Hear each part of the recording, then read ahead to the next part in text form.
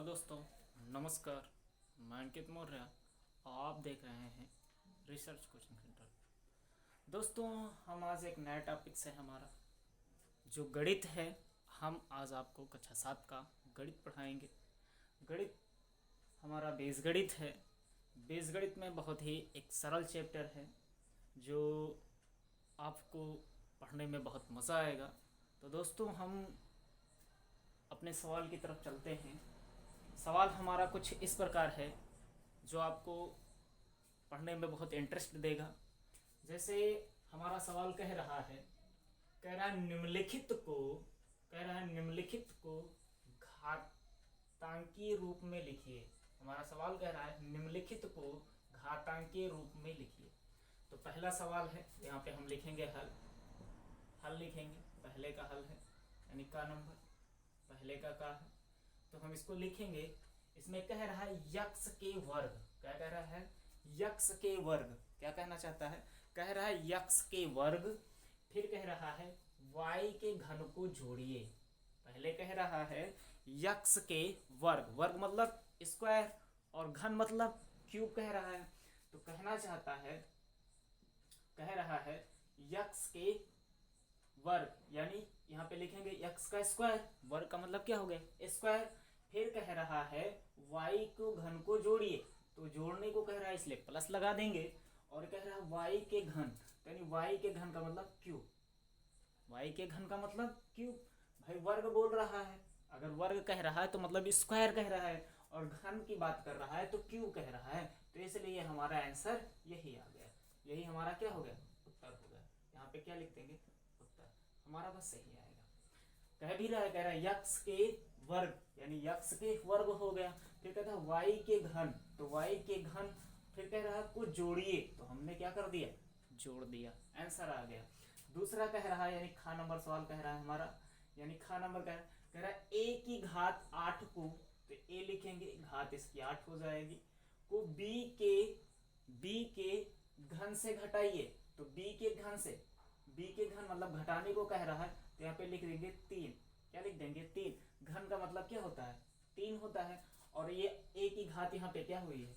दी हुई है। a की घात क्या है? दी हुई है। और कह रहा है a की घात 8 को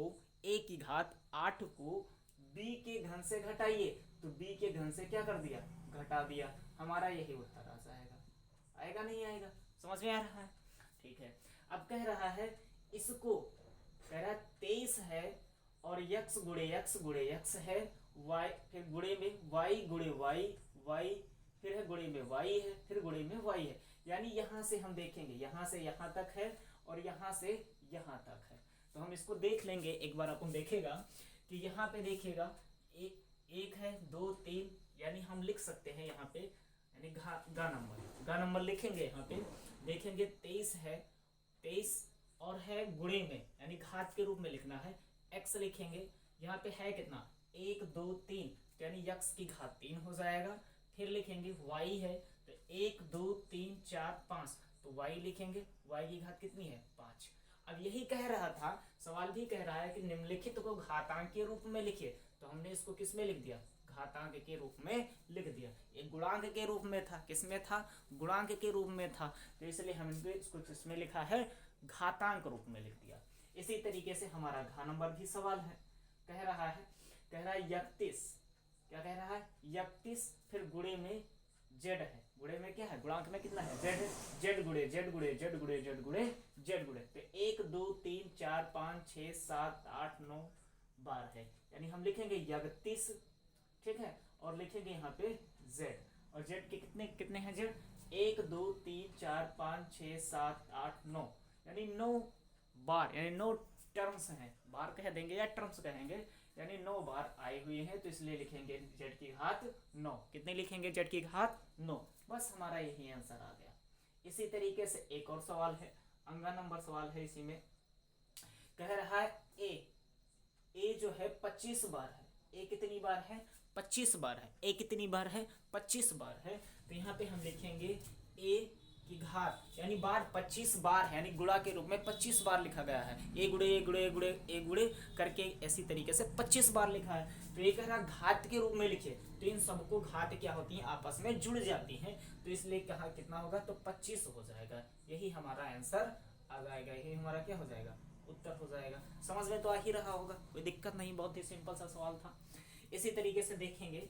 अब कह रहा है दूसरा सवाल, इसी एक्सरसाइज का दूसरा सवाल है, कह रहा है निम्न में प्रत्येक को गुणनफल के रूप में लिखिए। अभी गुणनफल के रूप में था, हमको इसको किस में लिखा है, घात के रूप में लिखा है, लेकिन अब दिया हुआ है घात के रूप में, इसको हमको किस में लिखना है, गुणनखंड के रूप में लिखना है, सॉरी गुणनफल के रूप में लिखना है। किस में लिखना है, गुणनफल के रूप में लिखना है।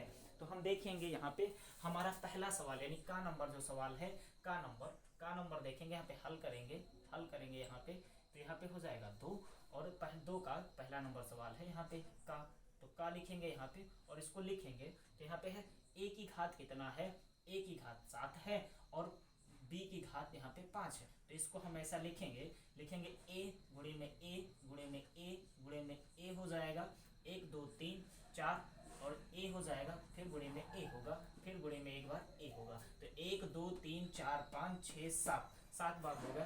फिर गुणे में कह रहा है b गुणे में b हो जाएगा, फिर b हो जाएगा, फिर यहाँ पे b हो जाएगा और फिर यहाँ पे b हो जाएगा, 1 2 3 4 5, बस यही हमारा क्या आ जाएगा, उत्तर आ जाएगा। क्या आ जाएगा, हमारा उत्तर आ जाएगा। फिर इसी तरीके से कह रहा है खा नंबर सवाल। देखिए क्या कह रहा है, खा नंबर सवाल कह रहा है 13 यक्स की घात 3 है, y की घात 5 है। क्या कह रहा है यक्स की घात यहाँ पे है 13 x की घात 3 है, y की घात 5 है, फिर है गुणे में z की घात 4 है।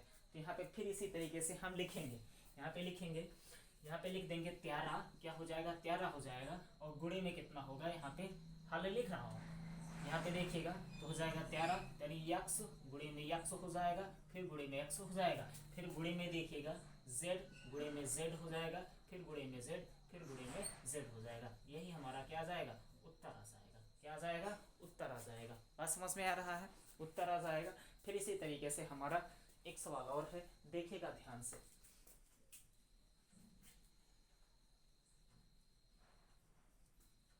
यहाँ पे देखिएगा अगला सा सवाल है, गा नंबर सवाल है। यहाँ पे गा नंबर क्या कह रहा है, 19 है और फिर कितना है, यक्स की घात 5 है और फिर y की घात 7 है।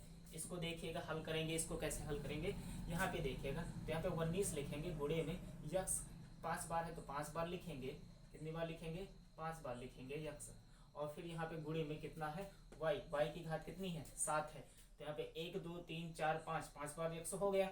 यहाँ पे हम लेंगे y, क्या लेंगे y, तो यहाँ पे y गुणे में y, फिर गुणे में y, फिर गुणे में कितना हो जाएगा y, फिर गुणे में y, फिर यहाँ पे देखिएगा गुणे में y हो जाएगा 1 2 3 4 5 और 6, एक बार y और लेंगे, यहाँ पे कितना हो जाएगा y। यही हमारा क्या आ जाएगा, उत्तर आ जाएगा। क्या आ जाएगा, उत्तर आ जाएगा। क्या आ जाएगा, उत्तर आ जाएगा। यहाँ पे देखिएगा 19 यक्स की घात 5 है, y की घात 7 है, तो 1 2 3 4 5 आप देख सकते हैं y यक्स की घात 5 हो गई, और फिर कह रहा है y की घात 7 है, तो 1 2 3 4 5 6 और 1 7, 1 2 3 4 5 6 7 बार हो गया। ये हमारा उत्तर आ गया। एक अगला सवाल है, घा नंबर सवाल है।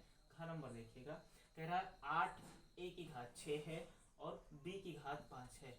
कितना है, a की घात 6 है और b की घात 5 है। इसको हल करेंगे तो यहाँ पे 8 हो जाएगा, गुणे में 1 2 3 4 5, ठीक है, और एक 6 हो जाएगा, यानी a की घात 6, 1 2 3 4 5 6, फिर गुणे में b की घात 5, 1 2 3 4 5, 1 2 3 4 5 है।